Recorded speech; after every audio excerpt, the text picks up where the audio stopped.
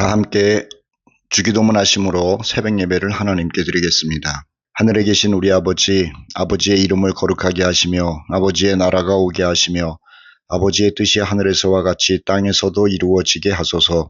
오늘 우리에게 일용할 양식을 주시고 우리가 우리에게 잘못한 사람을 용서하여 준 것 같이 우리 죄를 용서하여 주시고 우리를 시험에 빠지지 않게 하시고 다만 악에서 구하소서. 나라와 권능과 영광이 영원히 아버지의 것입니다. 아멘. 찬송 165장을 부르겠습니다.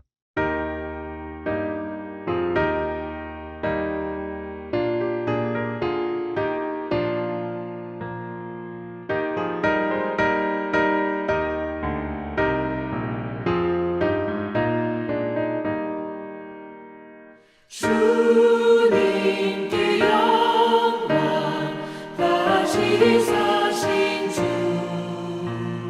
사망 권세 모두 이기시었네. 흰 옷 입은 천사 돌을 옮겼고 누우셨던 곳은 비어 있었네. 주님께 영광 다시 사신 주 사망 권세 모두 이기시었네. 부활의 주님 나타나시사 두려움과 의심 물리치셨네. 주의 교회 기뻐 찬송하여라. 다시 사신 주님 죽음 이겼네. 주님께 영광 다시 사신 주 사망 권세 모두 이기시었네. 생명의 임금 영광의 주님 주님 없는 삶은 헛될 뿐이라. 주의 사랑으로 세상 이기고 요단 건너 본향 가게 하소서. 주님께 영광 다시 사신 주 사망 권세 모두 이기시었네.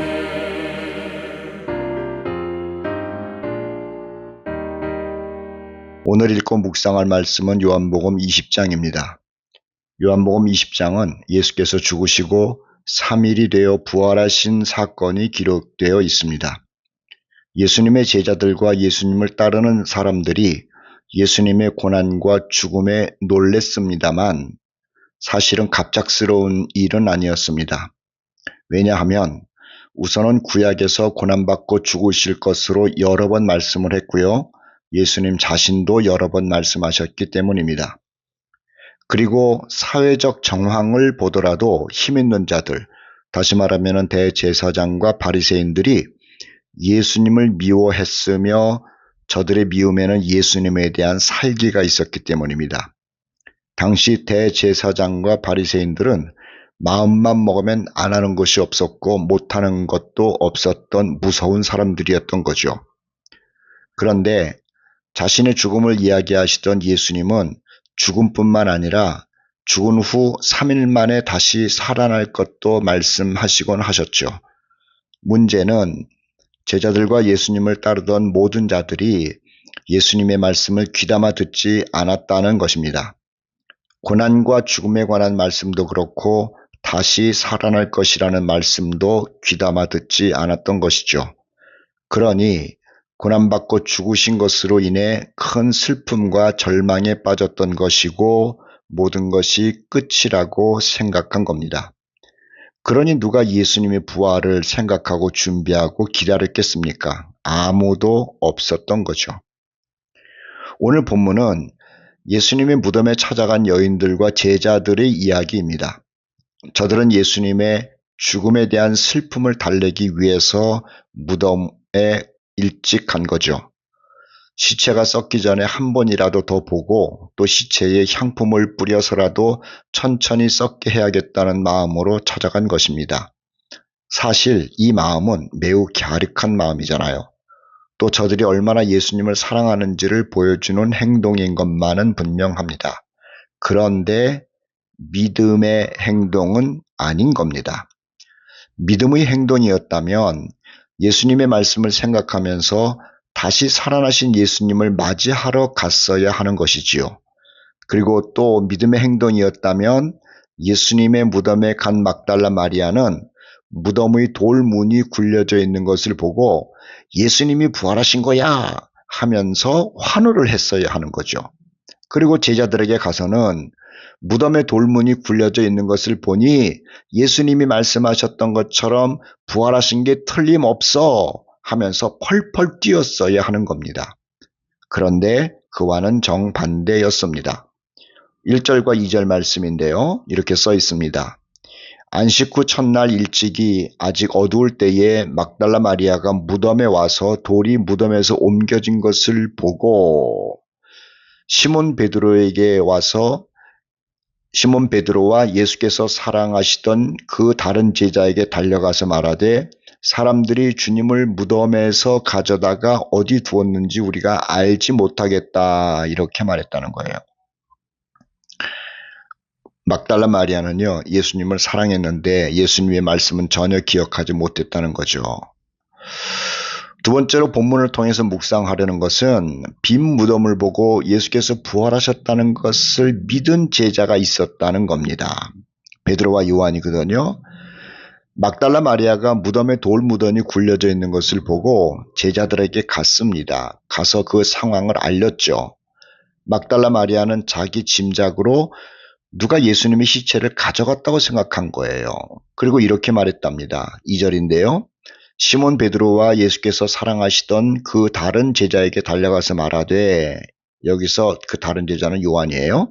사람들이 주님을 무덤에서 가져다가 어디 두었는지 우리가 알지 못하겠다 이렇게 말했다는 것 아닙니까? 그러니 이 소식을 들은 베드로와 요한이 얼마나 놀랬겠습니까? 그래서 총알같이 무덤으로 달려간 겁니다. 그런데요, 요한의 걸음이 베드로보다 빨랐는가 봅니다. 먼저 무덤에 도달했거든요.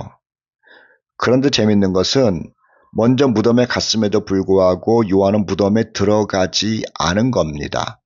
생각해 봤어요. 왜 안 들어갔을까? 제 생각으로는 무서워서 안 들어간 것이 아닌가라는 생각이에요. 어쨌든 간에 요한이 무덤에 들어가지 않고 허리를 굽혀서 무덤 안을 쳐다보고 있는데 뒤따라 달려온 베드로는 무덤 속으로 쑥 들어가는 겁니다. 그리고 무덤에 들어간 베드로는 무덤 안을 찬찬히 그리고 자세히 보는 겁니다. 예수님의 몸을 쌌던 세마포가 가지런히 놓여 있는 것이 보이는 거예요. 그리고 예수님의 머리를 쌌던 수건도 보았는데 그 수건은 잘 개켜가지고 따로 놓여 있는 게 아닙니까? 베드로가 그 현장을 보고 생각하고 있는데 그때서야 밖에 있던 요한이 들어왔어요. 그리고 요한도 똑같은 걸 본 거죠. 3절 8절인데 잘 들어보세요. 베드로와 그 다른 제자가 나가서 무덤으로 갈새 둘이 같이 다름질 하더니 그 다른 제자가 베드로보다 더 빨리 달려가서 먼저 무덤에 이르러 구부려 세마포가 놓인 것을 보았으나 들어가지는 아니하였더니 시몬 베드로는 따라와서 무덤에 들어가 보니 세마포가 놓였고 또 머리를 쌌던 수건은 세마포와 함께 놓이지 않고 딴 곳에 쌌던 대로 놓여 있더라. 그때에야 무덤에 먼저 갔던 그 다른 제자도 들어가 보고 믿더라. 여기서 아까도 말씀드린 것처럼 다른 제자는 요한이거든요. 요한복음을 쓴 분이에요. 성도 여러분, 신앙은 말입니다. 생각이 필요해요. 흥분하면 안 돼요. 반드시 생각을 해야 바른 신앙생활을 한답니다. 여기서 생각이란 하나님의 말씀에 대한 생각을 얘기를 해요. 사람들은요, 신앙생활을 하면서 흥분을 신앙생활이라고 여기는 경우가 많습니다. 소위 말하는 뜨거워야 된다고 생각하는 거예요. 아니에요. 말씀을 냉정히 자세히 천천히 보고 생각하면서 그리고 자기의 의지를 가지고 행동하는 것이 신앙인 겁니다. 생각하지도 않고 보지도 않고 황홀경에 빠진다든지 뜨거움이라는 흥분에 빠지면 그것은 무당 굿거리 하는 것과 똑같은 거예요. 무당은 산신령을 부르면서 굿거리를 하는데 교회 다니는 사람은요, 예수 이름 부르면서 굿거리 하는 거예요. 다른 성경에서도 그렇지만 오늘 본문을 보십시오. 얼마나 냉철하게 무덤 속을 살피고 있습니까? 베드로가 그렇게 감정적인 사람임에도 불구하고요. 그리고 요한 또한 목소리가 큰 사람이라는 별명을 붙을 정도로 감정적인 사람임에도 불구하고요. 아주 세미하게 무덤 속을 살피고 있는 겁니다. 그랬더니 믿어지더라는 거죠. 8절 말씀인데요. 그 다른 제자도 들어가 보고 믿더라. 베드로도 살펴본 다음에 믿어졌는데 다른 제자 요한도 살펴보니까 믿어지더라고 하는 거예요.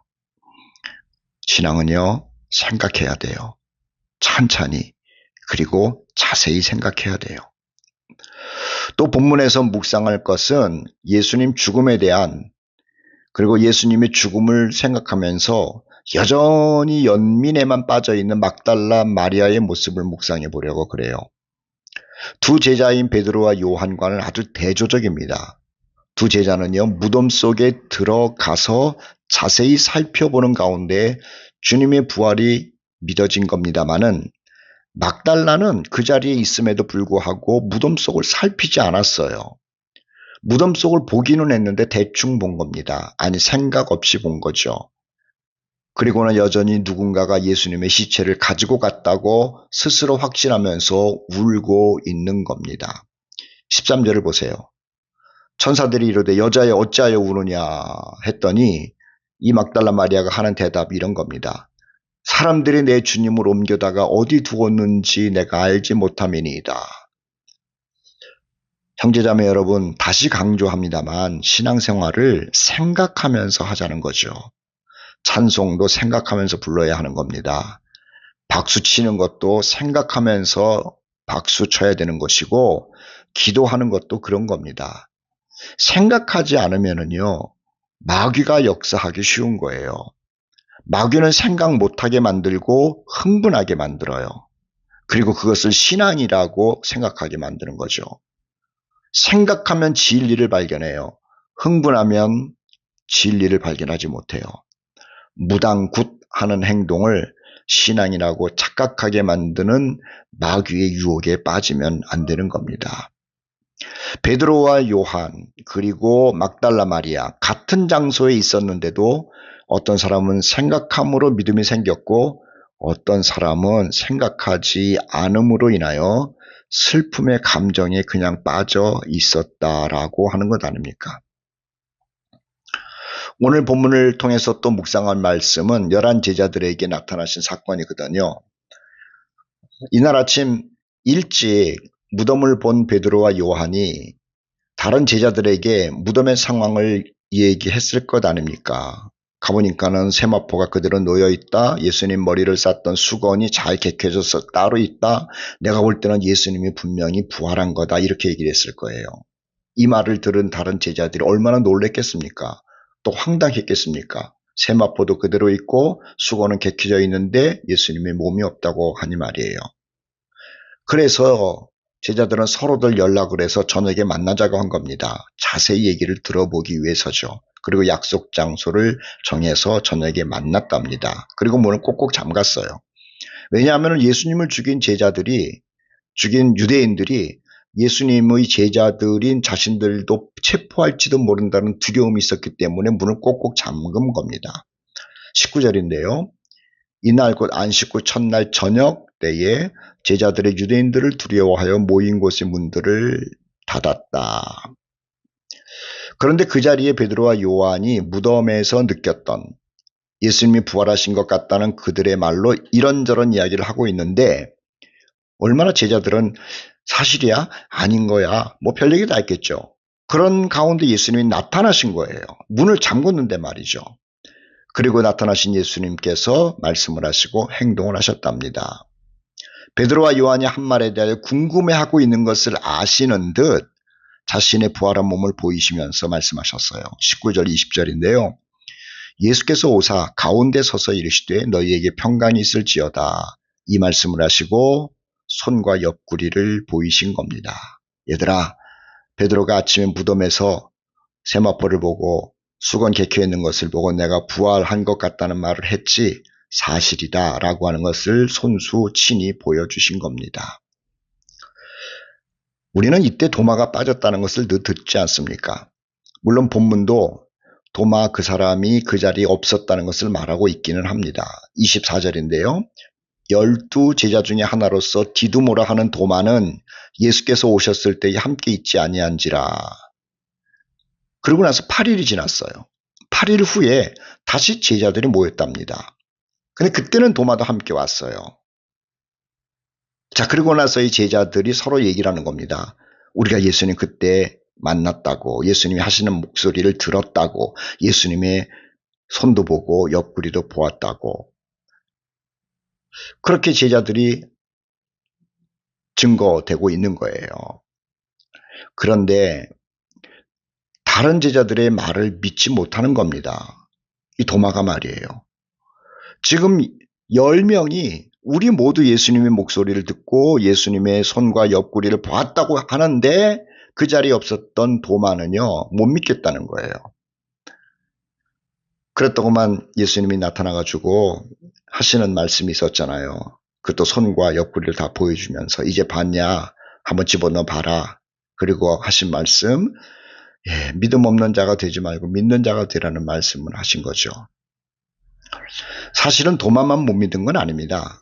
베드로와 요한이 예수님 부활하신 날 그 이른 아침에 무덤에 가서 무덤 속을 본 것을 토대로 예수님이 부활하신 것 같다는 말을 전했을 때 다른 제자들도 믿지 못했을 겁니다.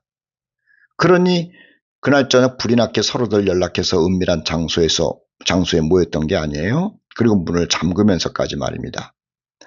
그러나 아침에는 예수께서 10명에게 야단치지 않았어요. 이 저녁에는요. 그날 저녁에는. 왜냐하면 베드로와 요한이 예수께서 부활하신 것 같다는 말을 했지 부활하신 것을 봤다는 말을 한 건 아니거든요. 내가 아침에 무덤 속에 세마포와 머리를 쌌던 수건을 보니 예수님이 부활한 것 같다. 이렇게 얘기를 한 거예요. 그리고 그 이야기에 우왕좌왕하는 그 제자들에게 나타나서 베드로와 요한의 말이 사실이다. 내 손과 그리고 찔린 옆구리를 봐라 이런 거죠. 그런데 도마는 다른 겁니다. 도마는요. 10명의 제자들이 모두 다 부활하신 예수님을 내 눈으로 직접 보고 예수님의 목소리를 내 귀로 들었다라고 하는데도 안 믿는 거예요. 그래서 예수님이 답답하셨던 겁니다. 25절 보세요. 다른 제자들이 그에게 이르되 우리가 주를 보았노라 하니 도마가 이르되 내가 그의 손에 못자국을 보며 내 손가락을 그 못자국에 넣으며 내 손을 그 옆구리에 넣어보지 않고는 믿지 아니하겠노라 이렇게 말했다는 거예요. 증인이 10명이나 되는데도 직접 봐야겠다는 게 아닙니까? 답답하죠.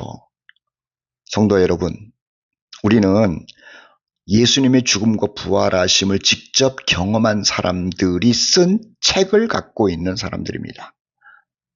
예수님의 제자들은 물론이고 그 밖에 다른 사람들도 예수님의 죽음과 부활 그리고 승천을 본 수많은 사람들의 증언이 기록된 성경을 갖고 있는 사람들이에요.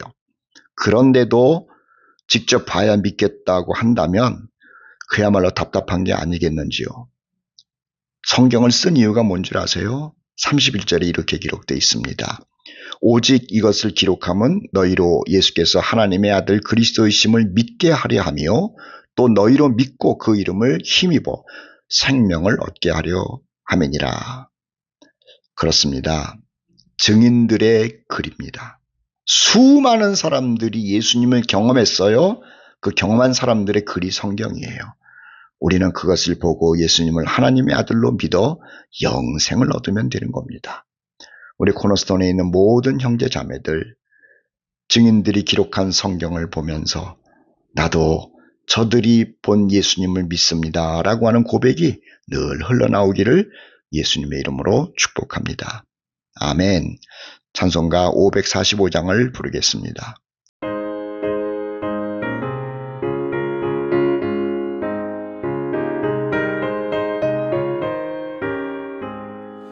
이 눈에 아무 증거 아니 되어도 믿음만을 가지고 선을 걸으면 이 귀에 아무 소리 아니 들려도 하나님의 약속 위에 서리라. 걸어가세 믿음 위에 서서 나가세 나가세 의심 버리고 걸어가세 믿음 위에 서서 눈과 귀에 아무 증거 없어도 이 눈이 보기에는 어떠하든지 이미 얻은 증거대로 늘 믿으며 이 맘에 의심 없이 살아갈 때에 우리 소원 주 안에서 이루리. 걸어가세 믿음 위에 서서 나가세 나가세 의심 버리고 걸어가세 믿음 위에 서서 눈과 귀에 아무 증거 없어도 주님의 거룩함을 두고 맹세한 주 하나님 아버지는 참 기쁘다. 그 귀한 모든 약속 믿는 자에게 능치 못할 무슨 일이 있을까. 걸어가세 믿음 위에 서서 나가세 나가세 의심 버리고 걸어가세 믿음 위에 서서 눈과 귀에 아무 증거 없어도. 다 함께 기도합시다. 사랑과 은혜가 풍성하신 하나님, 오늘은 우리 주 예수 그리스도께서 죽으시고 3일 만에 부활하신 그 사건의 기록을 우리가 묵상해 보았습니다. 하나님, 우리 주님께서 그렇게 부활을 말씀하셨는데도 어느 누구 하나 귀담아 듣지 않고 또 부활을 기다린 사람도 없었다는 말씀을 우리가 생각합니다. 주님, 제자들도 다른 사람들도 그랬다면 우리도 그럴 가능성이 많은데 우리 모든 형제자매들 주님의 말씀에 늘 귀를 기울이게 하시고 마음에 두게 하시고 생각나게 하여 주셔서 하나님의 말씀 앞에 당황하지 않는 우리들 되도록 도와주시옵소서. 베드로와 요한이 무덤에 들어가서 자세히 살펴보는 가운데 믿음이 생겼다고 하는데 우리들도 하나님의 말씀 자세히 보면서 또 생각하는 가운데 믿음이 생기게 하여 주시고 또 믿음이 굳건해질 수 있도록 우리의 태도를 주께서 늘 만지시고 지키시고 도와주시옵소서. 증인들의 이야기가 성경에 기록이 되어 있습니다. 그 증인들의 이야기 우리가 읽으면서 예수님을 더 굳게 믿게 하여 주시고 확신하게 하여 주시고 나도 증인들 때문에 예수님 만났다라고 하는 고백하는 삶이 계속될 수 있도록 도와주시옵소서. 오늘 하루를 지낼 때에도 우리가 가졌던 믿음 흔들리지 않게 하시고 오히려 더 큰 믿음을 가지고 살아가는 귀한 날 되도록 인도하여 주실 줄 믿으며 우리를 위하여 죽으시고 부활하셨을 뿐만 아니라 다시 오실 예수 그리스도의 이름으로 기도합니다. 아멘. 오늘도 주 안에서 승리하는 형제자매들 되시기를 축복합니다.